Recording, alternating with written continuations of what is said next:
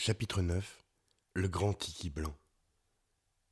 La première personne qu'il aperçut fut Maeva. Elle était assise dans sa robe blanche, à fleurs rouges, sous un flamboyant, à côté d'un panier de provisions. Qu'est-ce que tu fous là? Les gendarmes m'ont dit que Rickman allait sûrement te mettre une ouf. J'attendais. Tu aurais pu attendre longtemps. Conne. Moi, je t'attendrai toujours, et partout, et toute ma vie, même si ça dure des semaines. Il s'accroupit à côté d'elle, lui caressa les cheveux. Qu'est-ce qu'il y a dans le panier? C'est pour le pique-nique. Con regarda le soleil. On a le temps. Les touristes ne seront pas là-bas avant la sieste. Bizien m'a dit 4 heures. Tu as nourri le baron? Oui. Je l'ai baigné aussi. Il y a eu beaucoup d'offrandes? Pas tant que ça. Il y a 2 bonnes femmes qui lui ont apporté les poulets pour qu'il leur fasse avoir des enfants. Les pêcheurs sont venus le toucher, mais ils ont dit qu'ils vont faire des offrandes après, si la pêche est bonne. Il ne fallait pas leur permettre de le toucher sans le payer. Tous des voleurs. Quand on a un tiki comme le baron, il faut qu'ils payent d'avance, s'ils veulent qu'il leur porte chance. Sans ça, où irait-on? Con avait découvert celui qu'il avait surnommé le baron, dans une vallée à côté de Mataya, à l'emplacement même où se dressait jadis un marais dont parle Bordas, dans Les Dieux volés. La vallée coupe à travers la montagne hérissée de cocotiers, de bananiers et de frangipaniers, jusqu'au sommet de l'Orofena. Le baron était installé en pleine brousse, à 600 mètres au-dessus du lagon, en train de regarder l'île de Moorea, revêtue à cette heure d'un couchant au voile de brume violette. Con n'avait encore jamais rencontré le personnage nulle part. Il était difficile d'imaginer comment il était venu échouer en cet endroit. La route passait à plus de 5 kilomètres de là, et il ne pouvait avoir parcouru ce chemin à pied. Ses vêtements étaient impeccables, sans trace de poussière ou de désordre.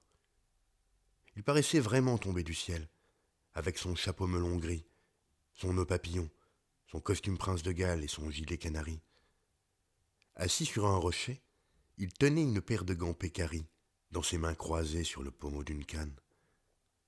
À toutes les questions de Con, le personnage opposait un silence qui paraissait se réclamer de quelque surdité quasi divine. Un sourcil levé, les joues légèrement gonflées comme s'il retenait un rot ou un éclat de rire, une petite moustache grise qui ressemblait à un papillon posé au-dessus de ses lèvres serrées. Il contemplait l'horizon au-delà de l'océan, d'un œil bleu, totalement indifférent et quelque peu vitreux.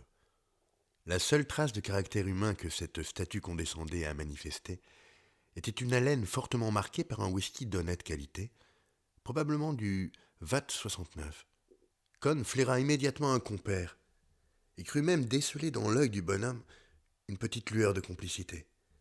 Il était à peu près sûr d'être tombé sur un salopard d'envergure qui avait en tête une grande et belle idée. Elle ne pouvait manquer de réussir à Tahiti, comme elle avait réussi partout ailleurs. Étant donné le besoin confus et nostalgique qui torturait l'âme d'une population coupée de ses sources, l'Occident avait encore quelque chose à lui offrir. Con avait fouillé le baron de fond en comble, mais n'avait trouvé que fort peu d'indices.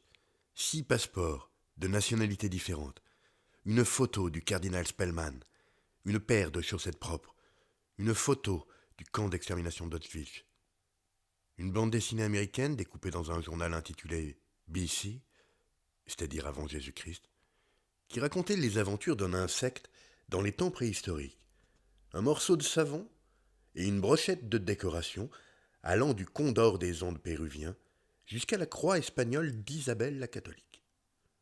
Debout, parmi les fougères géantes, les bambous empanachés, et sous les frondaisons parfumées et multicolores du paradis terrestre, Con méditait sur la meilleure façon de tirer parti de ce mystérieux individu qui contemplait l'horizon d'un œil fixe, assis sur une pierre, parmi les goyaviers et les flamboyants, aux abords d'Orofena. S'il s'agissait d'un escroc, ce qui était plus que probable, la nature de l'escroquerie, à laquelle ce malin tombé du ciel paraissait vouloir se livrer, n'était pas difficile à deviner. Dans toute l'Océanie, on ne trouvait plus un tiki, plus un masque rituel, plus une seule trace des dieux anciens, à moins de remonter jusqu'aux Hébrides ou en Nouvelle-Guinée. Et pourtant, il n'y avait sans doute nulle part au monde, en dehors de l'Inde, un peuple plus épris de surnaturel. Peut-être parce qu'il avait gardé intact son lien avec la nature. La tradition verbale s'était perdue, mais la nostalgie des dieux continuait à vivre obscurément dans l'âme des Maoris. Il y avait là une place à prendre. Décidément, bien que tout annonçât, selon le philosophe Michel Foucault, sa fin prochaine, l'homme n'avait pas encore dit son dernier mot. Con revint à Tuaapa 8 jours plus tard et trouva le baron installé dans une case du village, sur une natte, une guirlande de fleurs autour du cou, le visage virant au cramoisi, sans doute sous l'effet de l'alcool de palme. Dès qu'il vit Con entrer, ses joues se gonflèrent légèrement, comme si le picaro s'efforçait de retenir quelque éclat de rire homérique. Un repas de bananes frites et de poisson était posé à ses pieds. Ce n'était pas grand-chose, on ne pouvait encore se prononcer. Il ne fallait voir là, peut-être, que l'effet de l'hospitalité proverbiale des Tahitiens. Tout ce que Con avait réussi à apprendre entre-temps sur le personnage se réduisait à fort peu de choses. Ce dernier était venu à Tahiti au bord du yacht Galéa du millionnaire Saltès, lequel passa plusieurs jours à chercher partout son compagnon disparu. Saltès expliqua à Con qu'il avait rencontré le baron à Delphes, assis parmi les ruines des temples grecs, dans un tel état de stupeur alcoolique qu'il ressemblait, lui-même, à une statue de pierre. Il avait embarqué à bord de son yacht parce qu'il avait une passion pour la mythologie. Et ce type-là, s'il n'était certes ni une statue de Zeus ni d'Apollon, et s'il ne sortait sûrement pas des mains de Phidias, lui paraissait pourtant admirablement sculpté. À bord, le baron avait absorbé une telle quantité de whisky que le yacht avait failli tomber en panne en pleine mer et qu'il avait dû faire escale à Athènes pour faire le plein de carburant. Con mit Bizien au courant et le grand promoteur se chargea du reste. C'est ainsi que, par arrangement avec les agences de voyage, près de 4000 visiteurs purent assister, au cours des mois qui suivirent, à l'apparition providentielle du baron. À l'extraordinaire et secrète survivance du grand rite païen de Polynésie, celui de l'adoration du grand tiki blanc, dans une île sur laquelle plane encore la présence des dieux anciens qui n'attendent que l'heure du crépuscule foudroyant pour venir réclamer leur dû. Bizien avait rédigé lui-même le prospectus. On avait chargé Joe Paava, lequel avait déjà fait ses preuves lors du tournage dans l'île des Révoltés du Bounty avec Marlon Brando, de bâtir la case rituelle. Il s'était contenté de reproduire la maison des chefs de Sepik en Nouvelle-Guinée, plus pittoresque que la case tahitienne traditionnelle et qui donnait une forte impression d'étrangeté. On avait installé le baron sur une sorte d'autel parmi les offrandes de fruits, de fleurs, d'argent et de poulets. Au début, Bizien avait dû payer une douzaine de villageois et leur apprendre les rites de ce culte pratiqué par leurs ancêtres, avec danse et offrandes, et régler lui-même la cérémonie. Mais le pli fut pris très rapidement par ces hommes et ces femmes naturellement portés à croire au surnaturel. Peut-être parce qu'ils avaient encore conservé leur lien avec la nature et qu'ils n'arrivaient pas à se résigner à l'idée que tous les dieux de leurs ancêtres avaient disparu dans la profondeur du pot. Ce terme sinistre qui désigne aussi bien les ténèbres que les époques évanouies.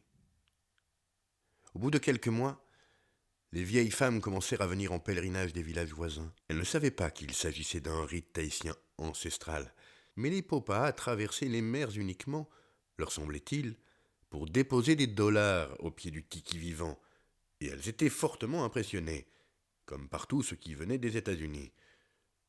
Le résultat avait dépassé toutes les espérances de Bizien. À n'importe quelle heure du jour, les touristes trouvaient des vieilles, assises autour du baron, ou voyaient un pêcheur entrer et le toucher pour que la prise fût bonne. Et la nouvelle que les Popas venaient de tous les coins du monde pour adorer le tiki vivant et lui faire des offrandes, s'était bientôt répandue bien au-delà de l'île, jusqu'au Tuamotu, où les vieux discutaient longuement pour savoir s'il s'agissait de Tahoa ou du grand Teha lui-même.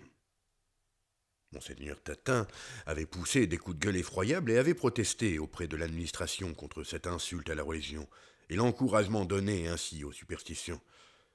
Il lui fut répondu que l'on accusait toujours la France d'avoir découragé et même combattu les cultes ancestraux des Polynésiens, et que c'était là une excellente occasion de prouver aux yeux du monde qu'il n'en était rien, et que les Tahitiens étaient libres de conserver leurs pratiques religieuses et de vénérer leurs dieux.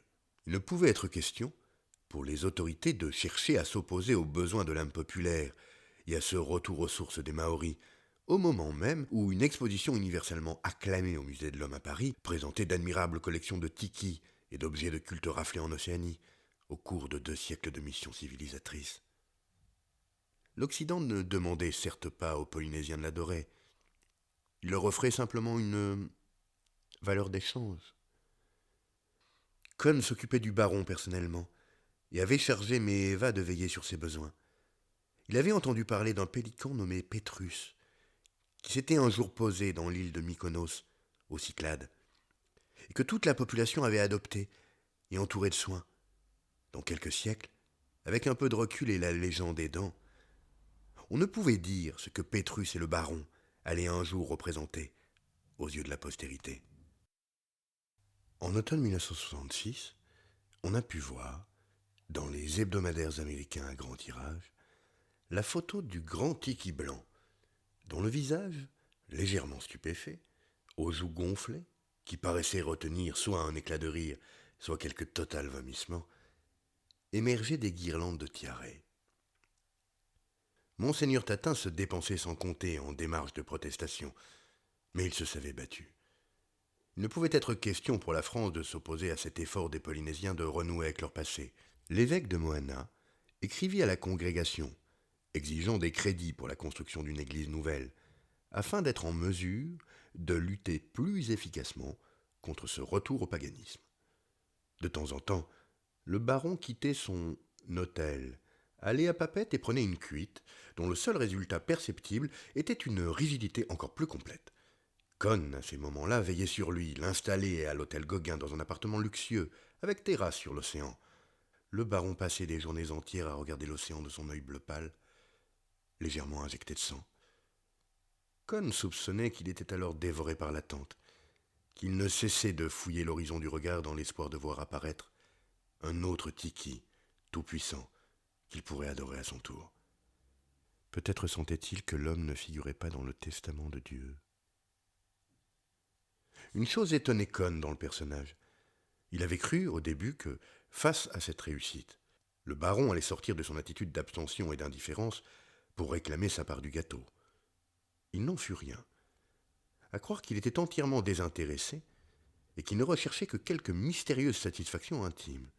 Kon en venait même à se dire que l'aventurier était parfaitement sincère dans son attitude d'abstention totale et manifestait ainsi son refus d'avoir quoi que ce fût de commun avec son époque, avec l'histoire et avec l'affaire homme, en général, incompatible avec sa dignité.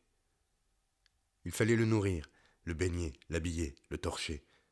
Il refusait le moindre compromis avec sa donnée première, demeurait d'une intransigeance absolue. Kon lui avait envoyé à plusieurs reprises des vainés, sans aucun résultat. Ce réfractaire refusait l'humain, même sous son aspect le plus délicieux. Il n'était même plus possible de dire que ce type-là vivait. Il s'était voué corps et âme à une abstention irréductible. On disait que Dieu était mort, et l'homme avait sauté sur l'occasion. La place était à prendre. Le baron ne faisait pas campagne. Il ne se réclamait pas de ceci ou de cela. Mais son silence total, son air d'absence absolue, son insensibilité et son refus catégorique de se mêler des affaires du monde, posaient sa candidature plus clairement que s'il lui exprimait. Parfois, Kon s'approchait du baron et lui donnait une paire de claques. « Tu te fous de nous, espèce de... » Le baron ne réagissait pas. « Allez, à vous, une case rituelle, c'est pas assez? Tu voudrais qu'on te bâtisse une cathédrale ?» Le visage du baron rougissait légèrement, seule trace d'aveu. Mais c'était peut-être l'effet des claques. Assis au bord de la route, dans la poussière du chemin, Kon se demandait pourquoi il pensait toujours avec une telle rancune au Créateur. Comme si ce ne fût la faute de ces derniers qu'il n'exista pas. « Qu'est-ce que t'as? Gégène, t'es fiou ?» Fiou, en tahitien, était un mot qui voulait tout dire. Tristesse, cafard, ennui, nostalgie, fatigue, lassitude, tous les états d'âme qui n'étaient pas plaisants. Fous-moi la paix. Tu penses trop, Gégène, ça rend con. On disait qu'il existait encore des atolls merveilleux, ou inhabités, au Tuamotu. Mais Kon se savait incapable de vivre dans une île déserte. Il avait besoin d'ennemis extérieurs. Vivre seul avec soi-même, dans une île déserte, c'est du cannibalisme. Conne, on va louper les touristes. Bizien va être furieux. Bon, ça va, allons-y. Il se leva. Mais Eva détacha une fleur de ses cheveux et la mit derrière l'oreille de Conne. Conne prit Eva par la main. Il aimait sentir sa main dans la sienne, et il aimait marcher ainsi au bord de l'océan avec elle, une fleur derrière l'oreille. S'il pouvait trouver une île assez lointaine, sans aucune liaison maritime avec Tahiti, mais non, trop tard. Il viendrait le dénicher. Si ce n'était pas les Français ou les Américains, ce seraient les Russes ou les Chinois. Peut-être était-il déjà sur ses traces. Il ne pouvait se passer d'un criminel de son envergure. Où elle est, la moto? Elle était là où il l'avait laissée contre un mur. Il l'enfourcha, mais Eva s'installa sur le siège, le panier dans ses bras. Conne démarra. Mais Eva se mit à chanter.